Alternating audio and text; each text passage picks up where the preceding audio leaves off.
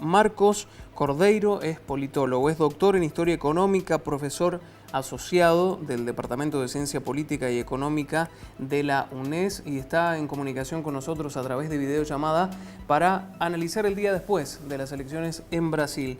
Marcos, ¿cómo estás? Gracias por atendernos. Lucas Laborda te saluda. Hola Lucas, hola espectadores de la TV en Argentina, es un placer muy grande estar con ustedes aquí.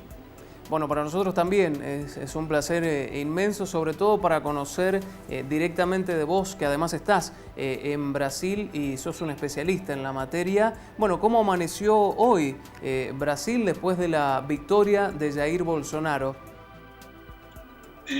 Hoy fue para por lo menos casi mitad de la gente es un día difícil, ¿no? Porque fue la victoria de un candidato que tiene una plataforma que es muy dura, ¿no?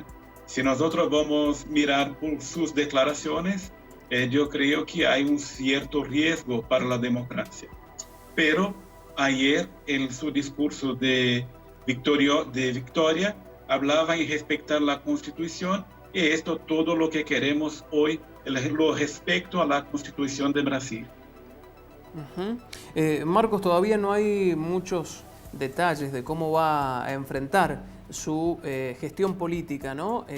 Jair Bolsonaro, pero nos interesa por lo menos algunos detalles que se conozcan desde el punto de vista económico, de la relación de Bolsonaro con el Mercosur, de los países de Latinoamérica, de la política exterior. ¿Qué se sabe hasta el momento? Pero todas las declaraciones dadas por Bolsonaro y por su equipo han direccionado para una mayor liberalización económica, ¿no?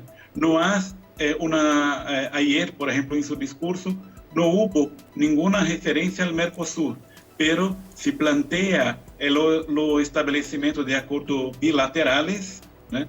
Un mayor relacionamiento con los países que tienen gobiernos más conservadores y un aislamiento de países como Venezuela, Bolivia y Nicaragua. Es lo que plantea.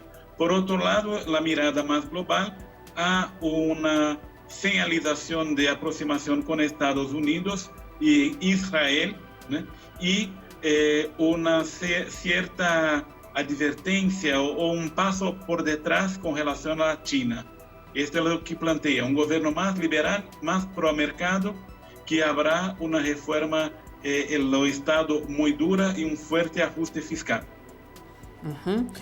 Marcos, te pregunto por el PT, el Partido de los Trabajadores. Digo, ¿qué pasó justamente con este movimiento para que el electorado decidiera dar un giro, ¿no? en su gobierno a la derecha?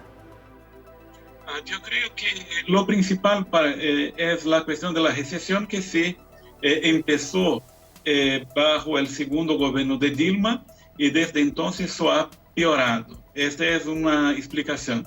Por el otro lado, los desgastes que sufrió el Partido de Trabajadores acerca de la operación Lava Jato, ¿no? Porque estuve muy fuertemente involucrada en las denunciaciones, ¿no?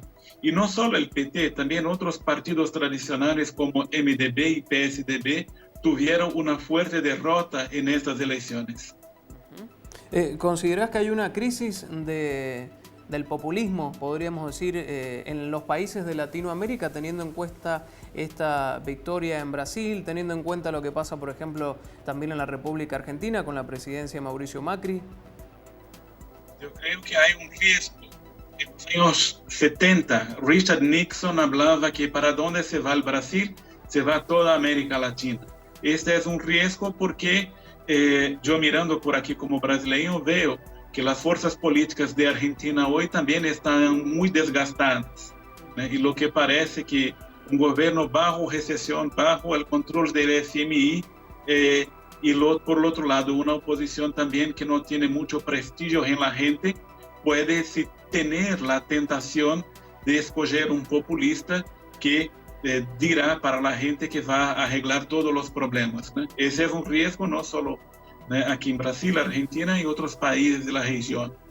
Bien, Marco, finalmente te pregunto cómo le deja Temer el gobierno en los diferentes ámbitos, en salud, en economía, en educación, a Bolsonaro.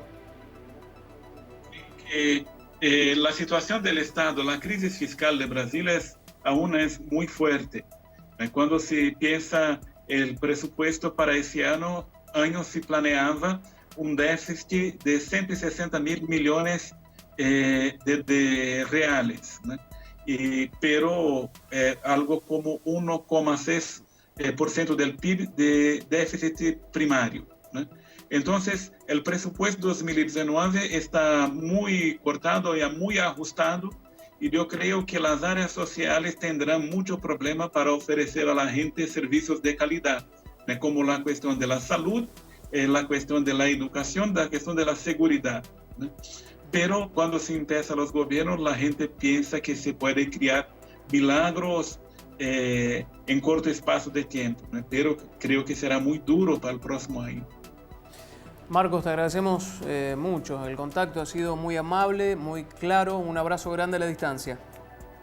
Muchas gracias. Un placer muy grande hablar con usted, Lucas, y con sus espectadores. Fuerte abrazo.